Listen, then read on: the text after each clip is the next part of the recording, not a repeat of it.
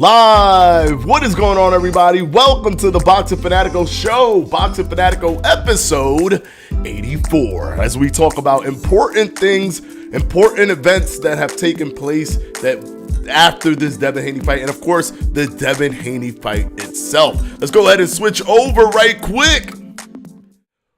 What is going on, everybody? Thank you so much for showing up. Of course, we got to start the show off with the man, the myth, the legend, Hashim47 with the Let's Go Champ. And right after that, we need Michael Buffer to start the show.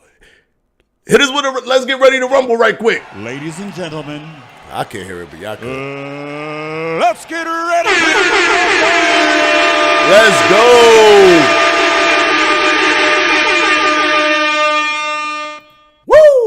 All right, hold on. We got T.O. saying he lost to Loma, but boxing is corrupt and why nobody pays attention anymore. Okay, that's a take. Adrian Dones, what's going on? Anthony Murchison, what's up, brother? David Morales, what's going on, brother? What's up? Las Vegas Brawls, the cripple is in the building. What up? What's up, though? I don't get it. We are here, but what's up, Las Vegas Brawls? How you doing, brother? How you doing? What's going on? ASAP TV. Why is this not? Hold on 1 second. Let me just make sure. Restore chat. Pop out chat. Okay. We're back in business.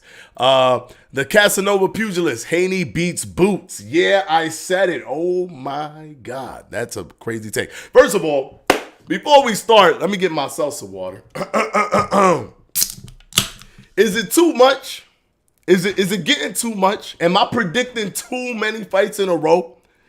Is this too much? Does it look like I'm fixing these fights from how accurately I've been predicting these fights? Let me know if it's too much. But just so that you guys understand that the number 13 doesn't come out of the blue, all the videos have been done on this channel via either a live stream or an official video standalone of a prediction.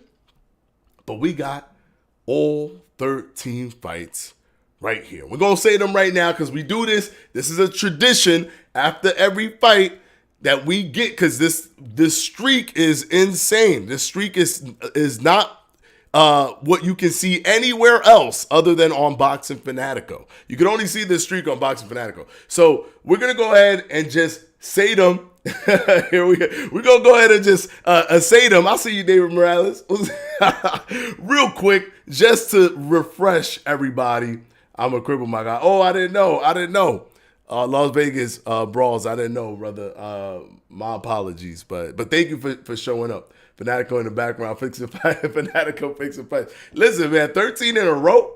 People gonna start questioning how accurate I am. You know what I'm saying? They're gonna start questioning. Not only are we accurate with the predictions, but we're also like pretty accurate in terms of kind of predicting where the story of how the story of the fight is going to happen as well, which is actually a pretty good. It's one thing to predict the fights, but to predict what's happening or what's going to happen in the fight adds another layer to it. And I think we've done that pretty accurately, right? We're not going to be perfect, right? We're not going to frame by frame the fight, but the ethos of our prediction and what we should expect when they fight it kind of shows itself in all of the fights. All right, you've been picking favorites all this time, LOL. Nah, that's not true, Casanova pugilist. That's not true. Crawford versus Spence was a 50-50. There wasn't a favorite there. Let's see here. I could look at more here to see if I could. Inoue versus Fulton was also a 50-50. That could have gone either way. That's not just automatically a favorite. Let's see what else here. Benavidez versus Andre. That was somewhat. It was close. I don't know. I wouldn't say it was just from favorite picks. I think there's some here that could have easily derailed it. And how many times have people picked the favorites and it still doesn't pan out, right? It's not just about picking the favorites. It's also about making sure that you are breaking down what you're saying so that when the fight plays out, at least there's a there's some sort of a ethos that's connected to the thing that you've displayed when you were making your predictions. But anyways, let's go ahead and just quickly run this down. In no particular order, these are the 13 fights that we are currently on a prediction streak with. Crawford versus Spence, Sonny Edwards versus Campos, Alicia Baumgartner versus Leonardo, Frank Martin versus Artem, Jerome Boots Ennis versus Vila, Inoue versus Fulton, Regis Prograis versus Zorilla, Usyk versus Dubois, Canelo versus Charlo, Fury versus Ngannou, Shakur Stevenson versus De Los Santos, Benavidez versus Andre, and Regis Prograis versus Haney. That is the 13 fights that we currently have in a row. In a row. You know what I'm saying? In a row. It's easy to do 13 fights in a year. It ain't easy to do 13 fights in a row. You know what I'm saying? You know what I'm saying? This is difficult. What we doing right now is difficult. I'm mad that it populates here, but it doesn't populate. It's like I got to kill this every time and restore the chat and then pop out the chat every time. Hopefully I don't have to do this anymore. All right, hold on. Fanatico also told you to miss the layup. I predicted that he was gonna miss the final layup. In that I was only like I don't know 8 years old. I predicted that he was gonna miss that layup, and he did. I actually predicted he was gonna take a layup in the final seconds, and it could have saved the game, but he was going to miss the layup. So I'm actually super accurate when it comes to sports in general, just overall. Anyways, let's take a look at this here. Haney beats Boots. That's actually an interesting take. So I want to kind of talk about that. Anthony Merchant said, how you doing, brother? How you doing, brother? Let's see. Please, everyone, like the stream. Yes, please hit a like if you haven't. Please hit the like if you haven't on the stream. It helps tremendously. People watch these videos on demand. They watch it after the live stream. So the likes actually help surface the video after the fact. We're interacting with you guys, but there are going to be people that are going to want to watch this on their free time, which probably might not be right now. So help them find the video, hit the like. It'll definitely help the channel as we continue to grow and do these boxing in real life talk. Okay. First, let me talk quickly about the fight itself. Now, when we did our official prediction the Friday before the fight, we predicted that what was going to take place was going to take place in terms of, that Regis Prograis is a mid-range fighter. He's an old-school type fighter. He likes to use a lot of slips and one-shot bombs. So if he doesn't get in his mid-range, where he's most comfortable doing that, because too close, he smothers his shots. Too far, he doesn't land them. So he likes the mid-range for the slip and counter. If he doesn't get in that mid-range, he's going to be ineffective. And also, we've seen him before have that style that he has, get shut down, and then him not having an ability to adjust to his style being shut down. He's one of those fighters where the thing he does it at a very high level. He's very good at doing what he does. The mid-range counter, hard shots, not too many combinations, but likes to throw the bombs and have consistent head movement to kind of throw you off your rhythm and kind of catch your flow, your rhythm, so that he could move his head, slip, and get a counter in there. He likes to fight like that, and he's very good at it to the point where 90% of fighters that he fights will fall victim and not be able to create a strategy that's powerful enough to overcome him overwhelming them with that style. But every once in a while, that 10% rises up. We've seen it even in the last fight that he had. Although he won that fight, you could tell that there was, there was pause there in terms of him being effective with his punching, as that started to create. They had like record breaking low percentage numbers or low connect percentage in that fight. But then the Josh Taylor fight was a clear indication of him not being able to adjust after somebody kind of takes that style away from him. And who better to take the style away from Regis Prograis than somebody like a Devin Haney, who's clearly really good on the back foot. There's a lot of people that have come to me and said, well, he wasn't on the back foot, he was in his face. As if being on the back foot has some sort of negative connotation. No, like running is one thing. Running is akin to kind of what Shakur Stevenson did in his last fight. It wasn't really he wasn't really boxing. He was just moving and just throwing jabs and moving, right? That's you could lean that into running, right? But what Devin Haney did was strategic back foot fighting. Like, stop making everything where the person has to be coming forward. If the person's not constantly coming forward, or creating false narratives of people coming forward when they were fighting off the back foot, just to kind of try to remove any negative connotation of a person being a back foot fighter. Devin Haney is a back foot fighter. It would be ridiculously dumb for him not to be a back foot fighter. He has the limbs, the body type to be a back foot fighter. So why not do that? And he does it effectively. He's really good with his jab. So he's incredibly effective on the back foot. So yeah, he's a back foot fighter. And he used that to his advantage. But he knew when to pick his spots so he could throw more than one combination or more than one punch and then get out of the way. But he was really smart at constantly keeping Regis Prograis outside of that mid-range. So Regis Prograis never really had an opportunity to get into his rhythm. Now, one thing that I did not foresee is how well he was going to do that. The fact that he did it from the starting bell and it only snowballed after that was a testament to his ability to read his opponents and get their rhythm, get their flow over the course of a fight.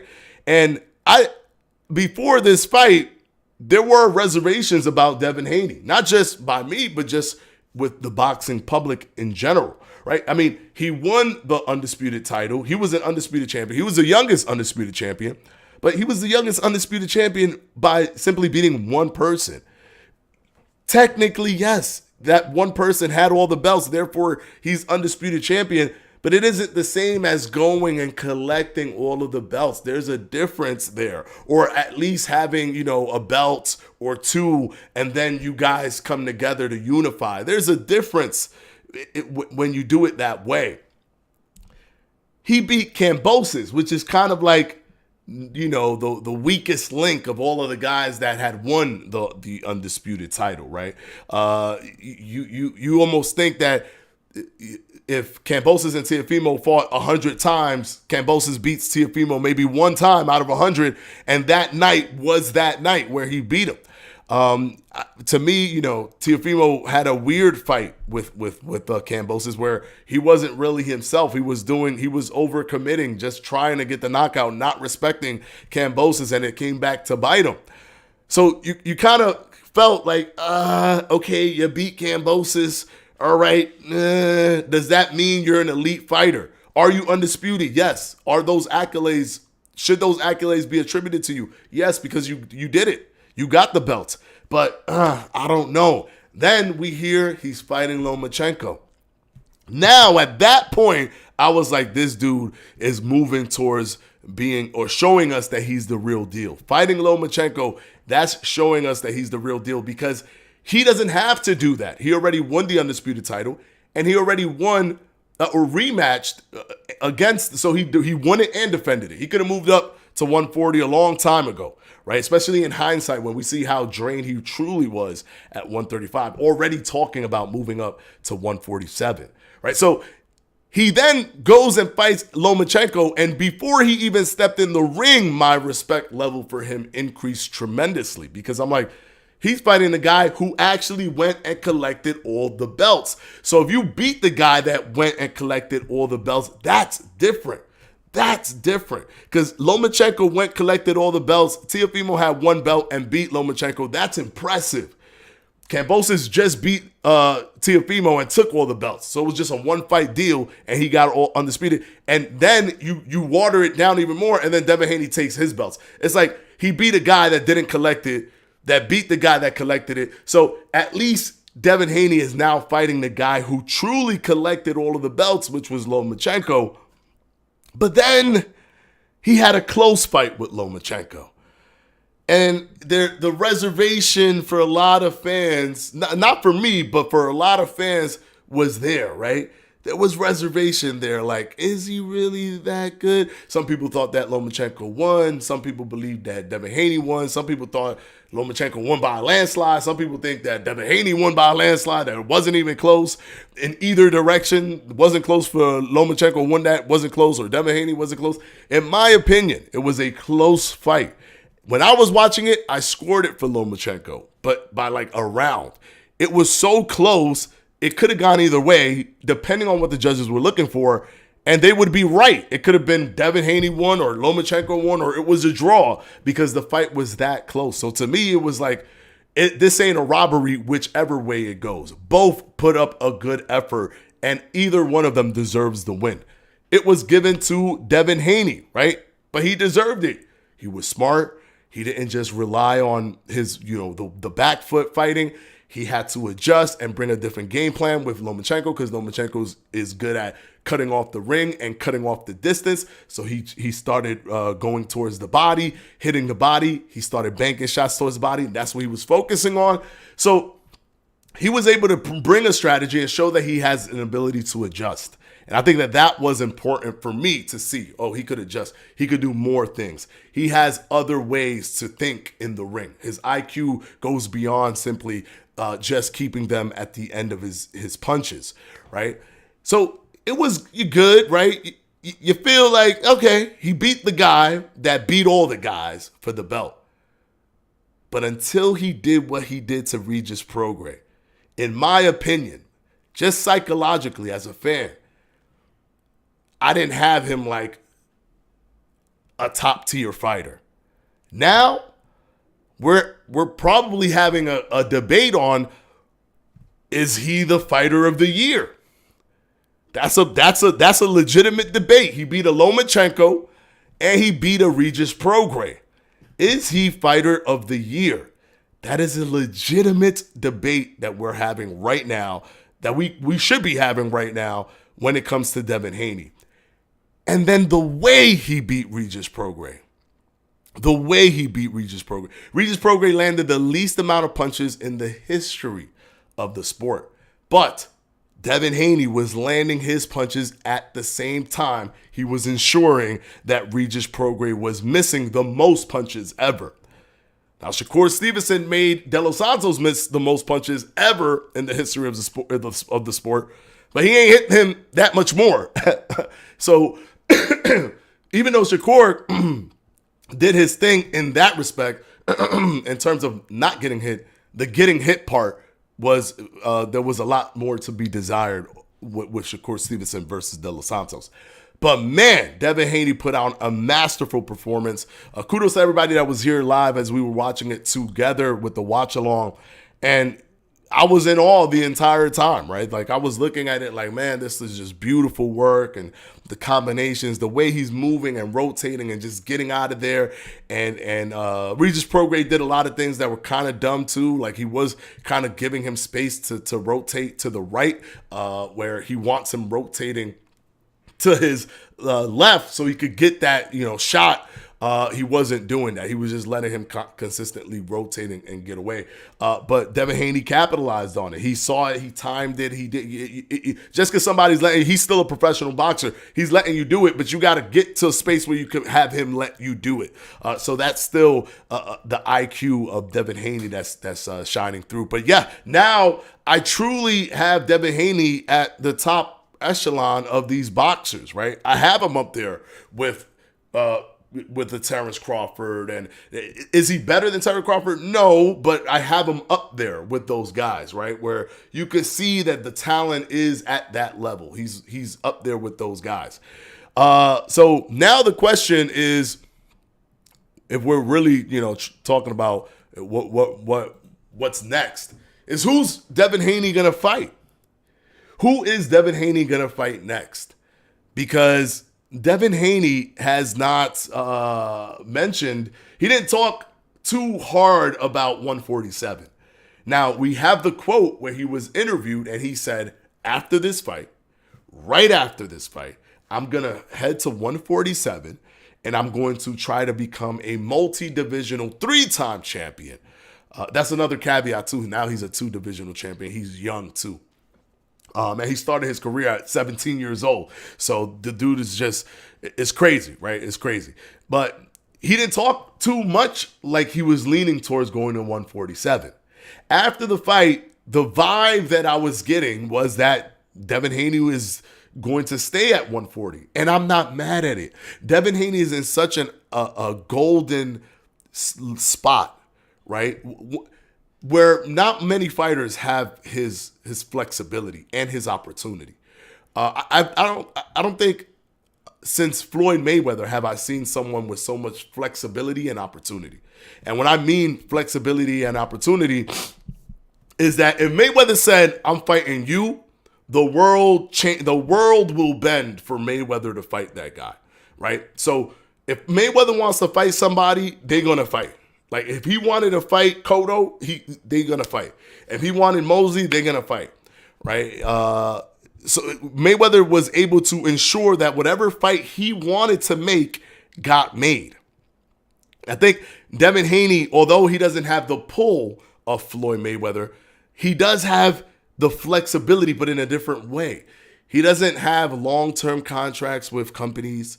He doesn't, he's not with Top Rank for forever, right? He's not with the Zone for forever. He can kind of just decide what he wants to do when he wants to do it. He's kind of like this free agent, almost like reminds me of Roy Jones. He's just this like free agent that could do whatever he wants. But also, he's in such a middle slot where there's killers everywhere, right? He's like right in the middle. So sometimes you could be really good, but you just don't have anybody to prove that you're really good against, right? Like the Vladimir Klitschko effect, or even the Roy Jones Jr. effect, where it's like, yeah, you're good, but damn, you don't got a name to fight. Like there's nobody out there for you to really fight, right? Even Andre Ward kind of had a little bit of that issue, right? Where he's so good, but like who's around him to fight really, right? A Kovalev, okay, well that's all you got. But Devin Haney, he's smack down in the middle. He's at 140. He could fight somebody coming from 135 to 140. He could fight a Shakur Stevenson. It's still a possibility because 140 is right next to 135. He could fight Tank at 140, right? Tank has fought at 140. Granted, Tank will be the A side for sure, but he could fight Tank, and it's a possibility. When we're talking about like, in terms of weight, the possibility in terms of weight, it's a possibility. Hold on. I gotta stop. I gotta take a pause real quick because we just got a super chat, and I gotta give the super chat a heart. All right, love, peace, and wealth. For me, he showed a discipline, and that's exactly what I was looking for from him. He made very few mistakes, if any. Yes, that is true. And this is a $5 super chat, so we're going to do the $5 super chat real quick. Thank you so much, brother. Thank you, love, peace, and wealth. Thank you so much. We'll do it twice because it's so nice. We do it twice.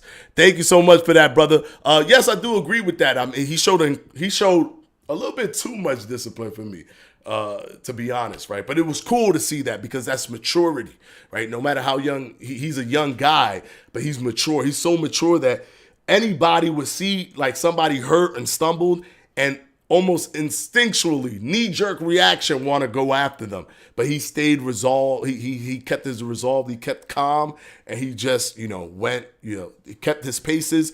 He wasn't going to take any risk. I mean, how many times have we seen somebody see somebody hurt and think It's go time. And then they go, and then the person hits them with a powerful shot. Devin Haney 100% respected Regis Prograis' power, and he knew that he wasn't gonna just get a freebie if he goes in there and starts throwing bombs against Regis Prograis, who's throwing bombs back. So Devin Haney was smart and very disciplined. In my opinion, a little bit too disciplined. But it to me, it still showed his maturity at the end of the day. So as I was saying, he smack dab in that middle. He smack dab in that middle at 140, where he got 135 guys, he got 140 guys, and he even got 147 guys. He's in that really good golden spot. And then he, on top of being in that golden spot, he has flexibility. He has flexibility. And now they're talking about him fighting Ryan Garcia. I love that fight for him. Now, I'm hearing a lot of people saying, no, he shouldn't fight Ryan Garcia. He should fight Matias or Teofimo Lopez or whatever, right? But the dude just went from Lomachenko to Regis Prograis. And boxing is not just boxing. In the professional level, it's also prize fighting. You need to you need to siphon people's audiences, right? Floyd Mayweather wasn't a breakout star until he fought Oscar De La Hoya, right? Canelo Alvarez wasn't a breakout star until Canelo fought Floyd Mayweather, right? You gotta siphon audiences, because when you siphon audiences, it grows your brand. It grows your brand awareness. And then you can have even better fights and more control of fights down the line where people want to fight you. Mosley didn't want any parts of Floyd Mayweather, maybe not because he was scared of Floyd, but because there was just no financial incentive to do so. The moment Floyd Mayweather became that guy, Mosley was lining up to fight him. And they got the fight done. As long as you can make yourself that guy, you could get the fight done. I think a really important thing that can be put together is a Ryan Garcia versus a Devin Haney pay-per-view. Ryan Garcia has only done pay-per-view one time. He did pay-per-view with Tank Davis earlier this year. They generated 1.2 million pay-per-view buys. Tank Davis, before he fought Ryan Garcia, was doing around 260,000 on average pay-per-view buys. That means there was a heavy interest, a brand awareness of Ryan Garcia. Now, even though Ryan Garcia might not be the best fighter at 140 or what have you, there's a brand awareness there, right? He could take a Ryan Garcia and siphon Ryan Garcia's audience, bring them in. Who knows what kind of numbers they could pull. If they pull big numbers, it gives them a massive amount of leverage, and it shows that he's valuable to other fighters. He could use that leverage to fight a Tank Davis, right? Because let's say he does fight Ryan Garcia, and they do like 800,000 pay-per-views or whatever it is, right?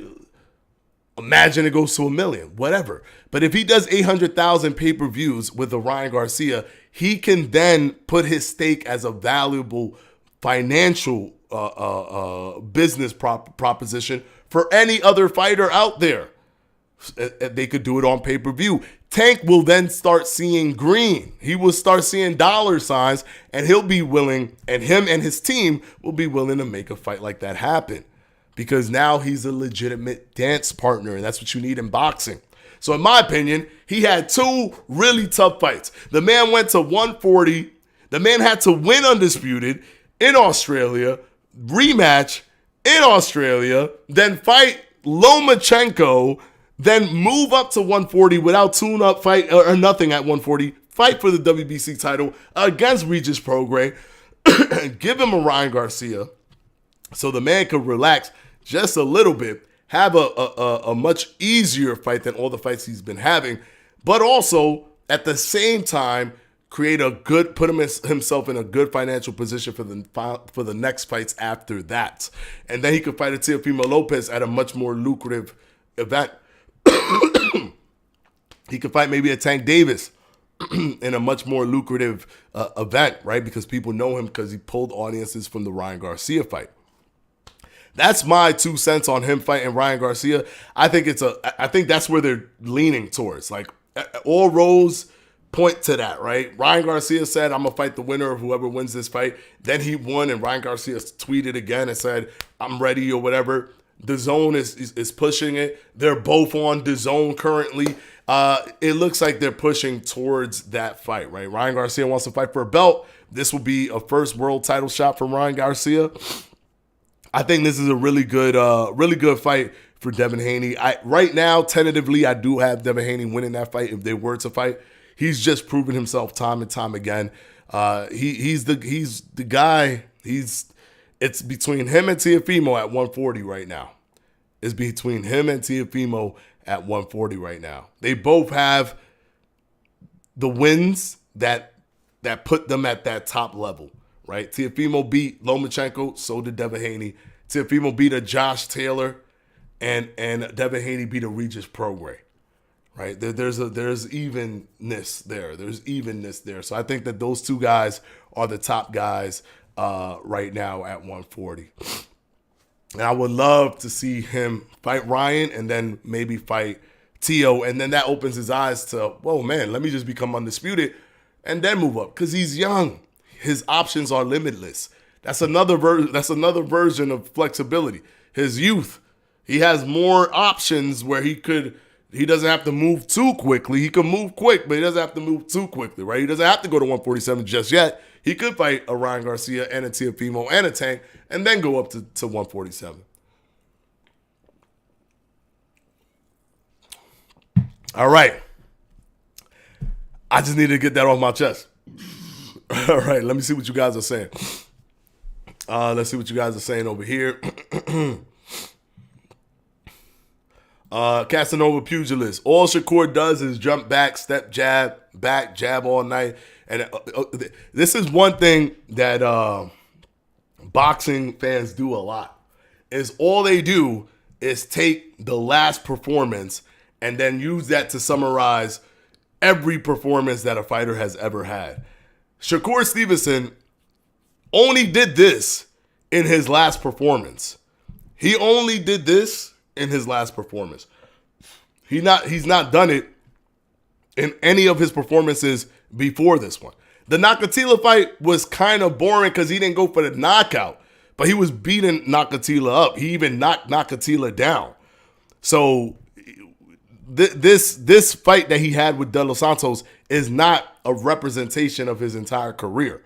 I mean, as easy as you could look at this fight is as easy as you could go ahead and look at the Jamel Herring fight, where he was putting the beats on Jamel Herring, right? As easily as you could look at this fight is as easily as you could look at the Oscar Valdez fight, which was a much more bigger name, higher ranked fighter, much more dangerous in the sense of he was a better fighter by all metrics, right? By CompuBox, by rankings, the fact that he was a world champion, the fact that De Los Santos wasn't a world champion, yet, Shakur Stevenson put the beats on him as well.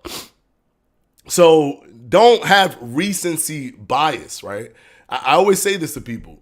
Don't have recency bias, because no fighter, no matter how great they are perfect fighters.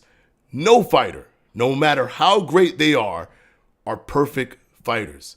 As quickly as we are praising Devin Haney, for example, right now for his performance against a Regis Prograis. Not too long ago, he was being chastised for his performance against Jojo Diaz. He was being called pillow-fisted and boring because Jojo Diaz was getting to him, and it wasn't an easy fight for him, right?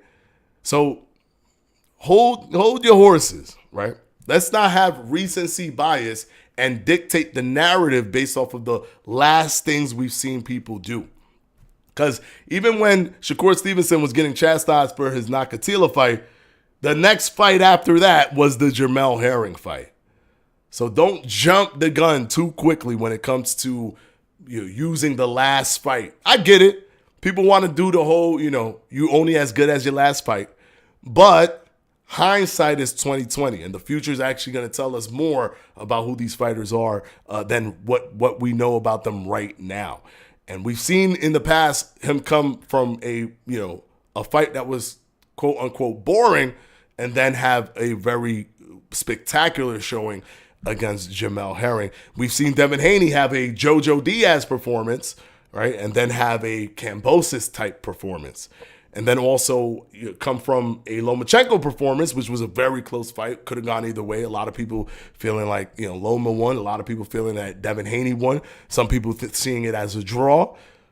Edging that fight out legitimately, right? He won that fight because he did what he needed to do.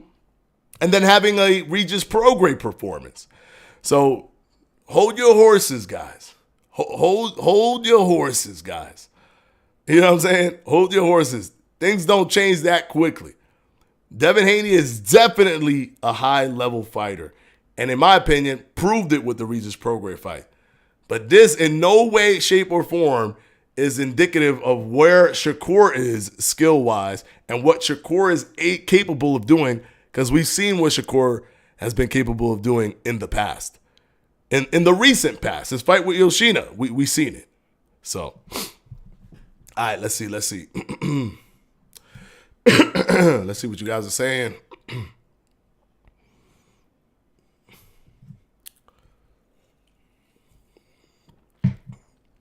Stop, dude. He's barely in the pocket. Look at the De La Salle. That's the only fight you're looking at, Casanova. In the fight with Jamel Herring, he was in the pocket the whole time. You're picking one fight, brother. You're picking one fight. There's other fights. I could look at Jojo Diaz's fight with Devin Haney and be like, look at that fight. You could tell he can't control distance well. Jojo Diaz kept getting on the inside on him. Why couldn't he keep Jojo Diaz at bay? He's not good with his jab. He's not good with distance control. But all of that would be cap because he actually is good with distance control and good with his jab. He just had a weird night, an off night with Jojo Diaz. You got to be careful, bro, because the way boxing works is that there's a certain level of consistency that if you just put blinders on for a fighter that you just don't like or a fighter that you do like, you start to break that logical consistency over time. Because what happens if Devin Haney has a performance that's not that good? Now what, right? That's your guy. Right? So you got to be very, very careful with the way you talk about another fighter, your fighter, because anybody can fall victim to a bad performance. The great Floyd Mayweather has had bad performances with Marcos Maidana. His fights with Marcos Maidana was considered bad performances. Does that mean that Floyd Mayweather was not going to go on to beat a Manny Pacquiao? Right? The great Sugar Ray Robinson has a bunch of losses. He couldn't beat the dude, Pentar. He wasn't able to beat that guy. And they fought a bunch of times. You gotta be, don't just, like you're trying to jump on the whole, look what Devin Haney just did, look what Shakur Stevenson just did, let's talk about this right now, before they fight again. You don't know what's gonna happen next. You gotta look at the body of work. The body of work is important.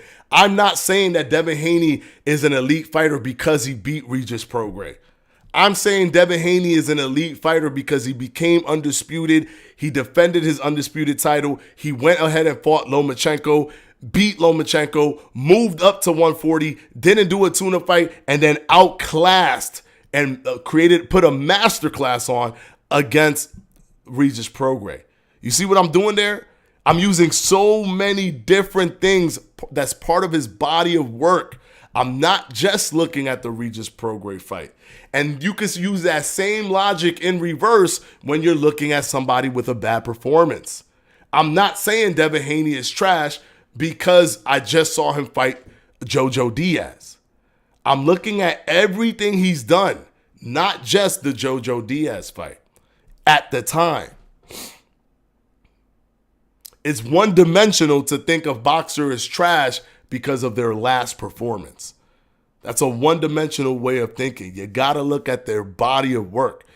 De Los Santos was just that guy. The same way Marcos Maidana. He wasn't at the level of a Manny Pacquiao. He wasn't at the level of a Canelo Alvarez, but for some reason, he was that guy for Floyd Mayweather.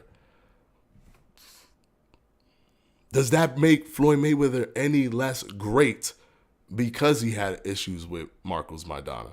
No. And I'm not comparing the way he won. I'm just comparing the whole off night talking point. All right, let's go back to over here.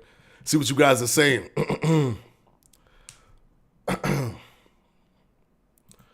People who are saying that Devin Haney is boring because he's not had a KO for a bit. The guy's legit as slick of a boxer as I've seen for a long time. Yeah, he's a slick boxer. He's a good slick boxer, right? Boots Ennis is a good slick boxer as well, but Boots Ennis has the flair, the kind of the flair, the flary stuff like the Roy Jones kind of flair, while Devin Haney has it in the more technical way like Floyd Mayweather. Floyd Mayweather was never flair, right? He was never flair. Everything he did, it was like the micro proportions to make sure that he gets the edge every single second. He was rarely putting himself in a bad position, right? While Roy Jones will put his hands behind his back, right, and move around, and all that stuff puts you in a bad position. It creates high risk but high reward, because if you pull off the move, then you get a lot of praise for that. And I think that's where Boots Ennis is. In terms of pure slickness, I think Devin Haney is that guy right now. So I definitely agree with you. Devin Haney is that guy that pulls off that pure slickness that we've seen from people like Floyd Mayweather. Shakur has hella boring fights, though. Don't get me wrong. I mean, did you think that Shakur versus Jamel Herring was boring?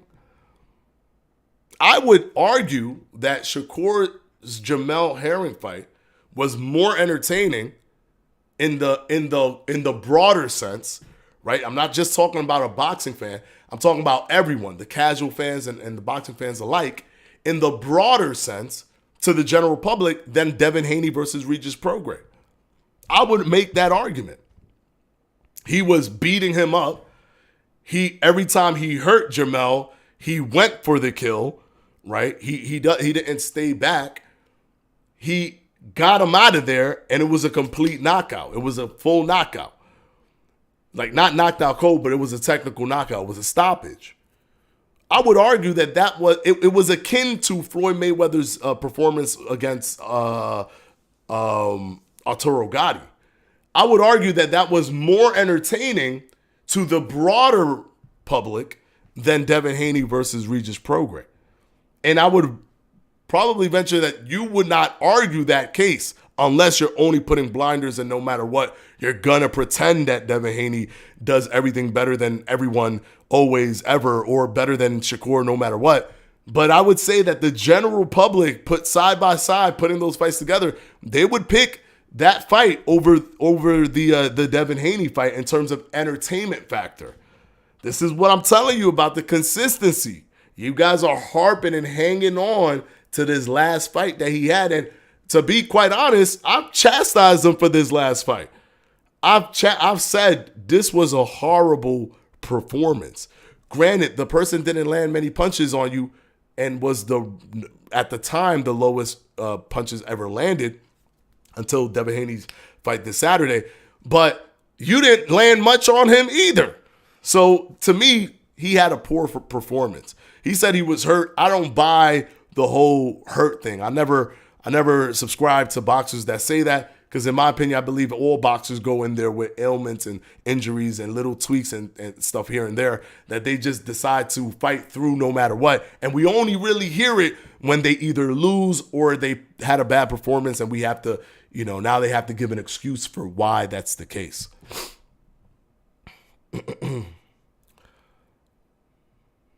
All right, hold on. Let's see. Sir Kiken. Have to do with, wait, what'd you say? Now I gotta connect it.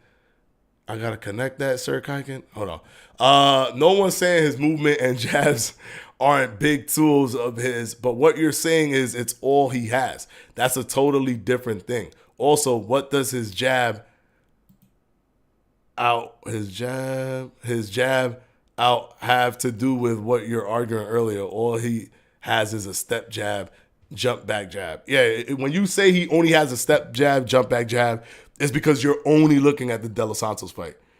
Go back and look. If you have not, go watch the Jamel Herring fight. Go watch the Oscar Valdez fights. Those fights are clinics. Clinics. And if you want to stay at 135, go watch the Yoshina fight. Those are clinics. He's putting on clinics in those fights. It's not just the one fight, though, but the De Los Santos fight exposed what he likes to do a lot when he's up against a big puncher. So Oscar Valdez wasn't a big puncher.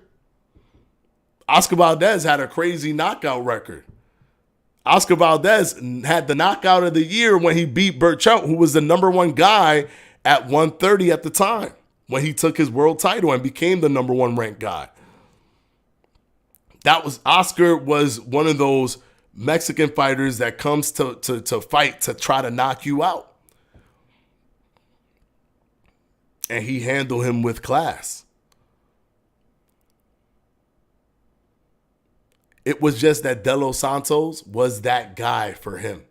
The same way Maidana was that guy for Floyd Mayweather Jr. Love Seat, we got Love Seat in the house. Oh, I got to say before I read this, I have to let you guys know. Finally, Bloody Knuckle Street Boxing is on Steam. You can wish list it now. Make sure to go to Love C Shorty's channel. He has the link there. I've also tweeted it. So if you go onto my Twitter or X, I get confused as to what's the name of this social media platform every day. Either X or Twitter, whatever. You know what I'm talking about.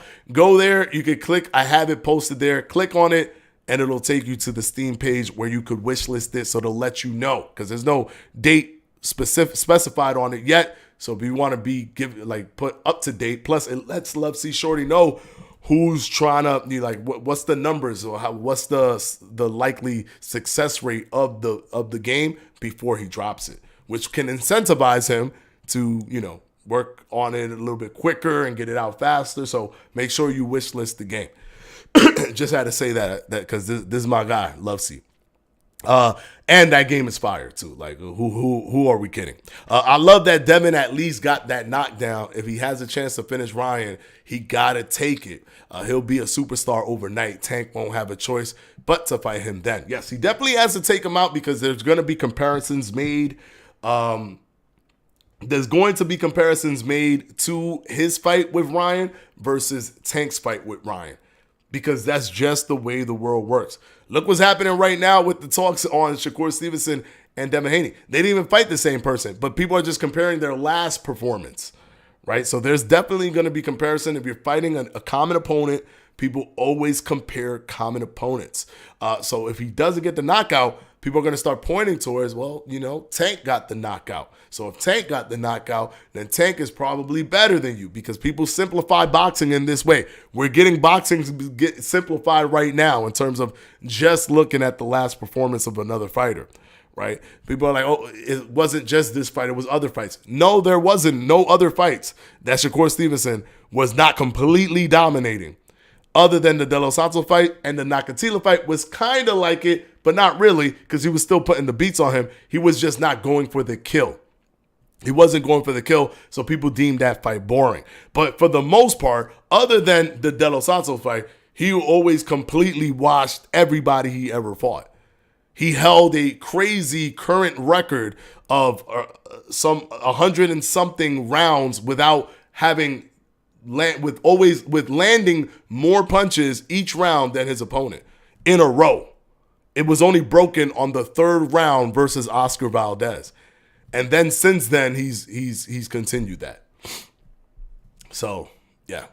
People are going to focus on his last fight, but if you focus on his last fight, you are simplifying how you measure fighters up against other fighters in boxing. Who's JoJo? JoJo Diaz. JoJo Diaz. That if you go back, if you haven't seen that fight, watch that fight. Devin Haney versus JoJo Diaz. He had a lot of problems with JoJo Diaz.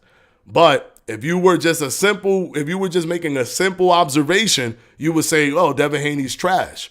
Look at his fight with JoJo Diaz. But if you understood that Devin Haney had a body of work already, you would be like, nah. This is one of those nights. That's just that guy for him right now.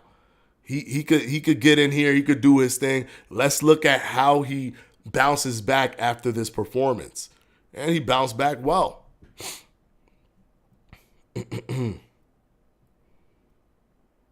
And yes, that is true. Linares did wobble him at the end of one of the rounds when they were fighting. Although he did well against Linares, he did get wobbled in the fight against Linares, which he admitted that he did.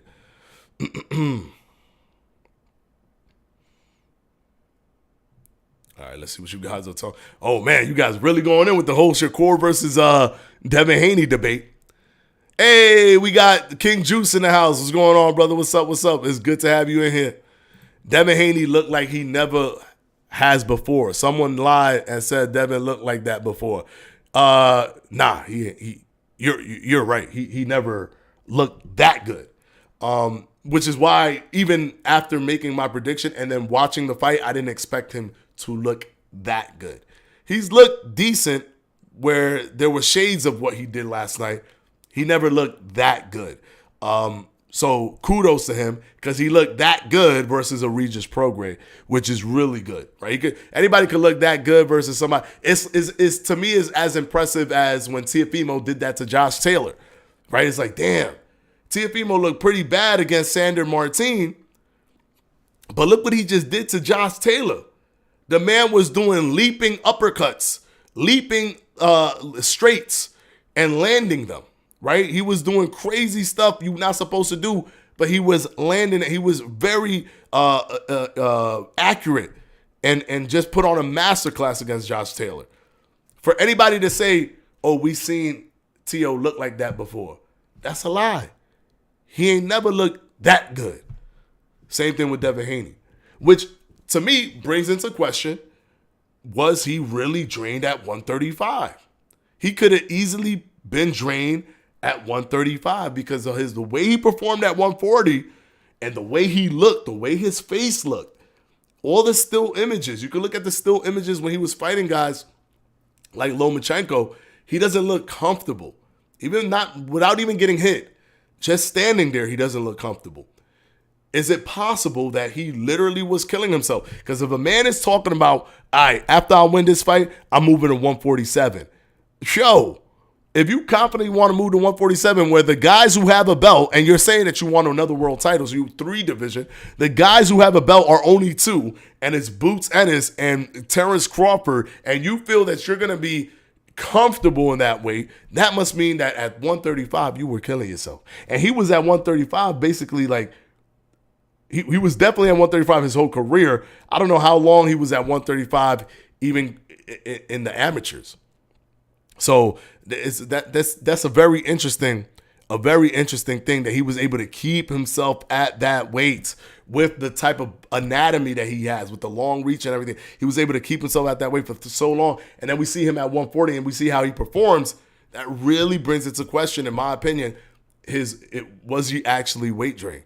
It makes me truly look at that and say, that's a possibility. That is a real possibility that he was weight drained at 135. All right. Put in a 12-0 masterclass against one of the best at 140 and a knockout fighter is elite. Yeah, 100%.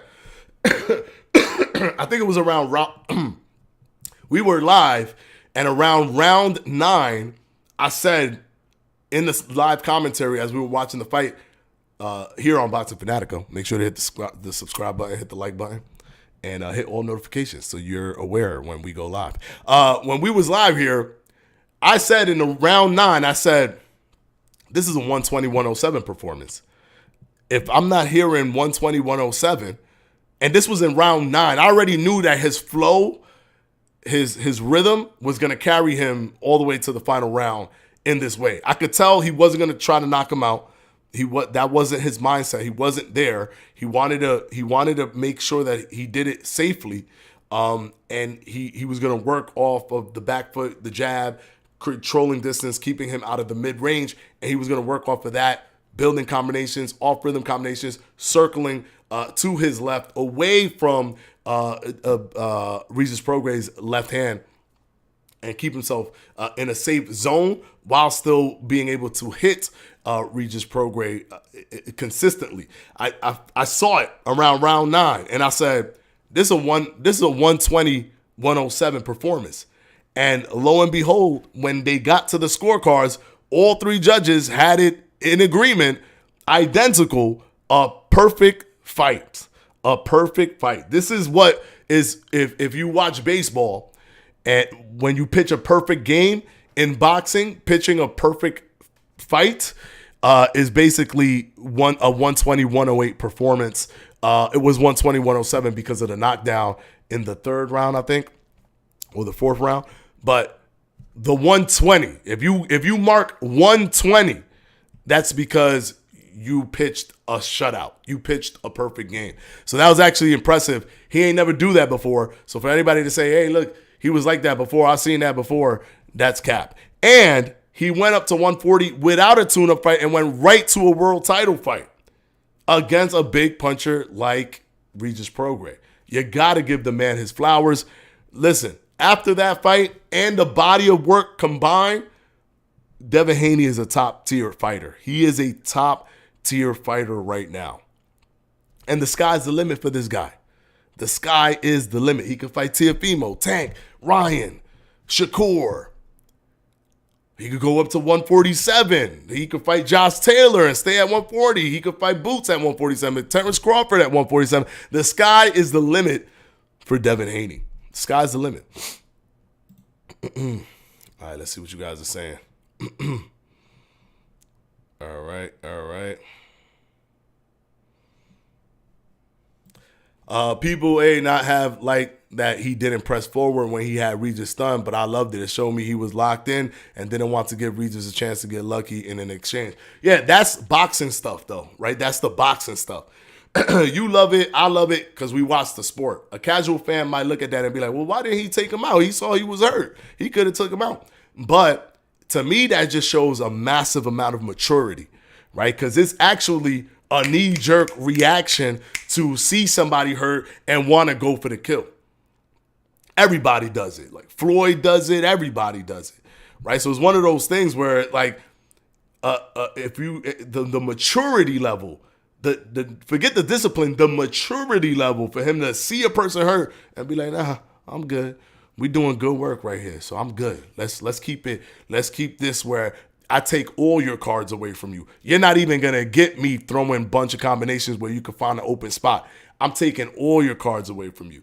That might not be fun for the casual fans, but that is definitely for like a boxing. Like if you watch boxing and you're thinking about boxing, to see somebody be that young yet that mature in the middle of a ring in a big moment where anything could happen, right? Like you could there's also the thoughts that creep in your head, like, well, what if he finds lands a punch later down the line and knocks me out?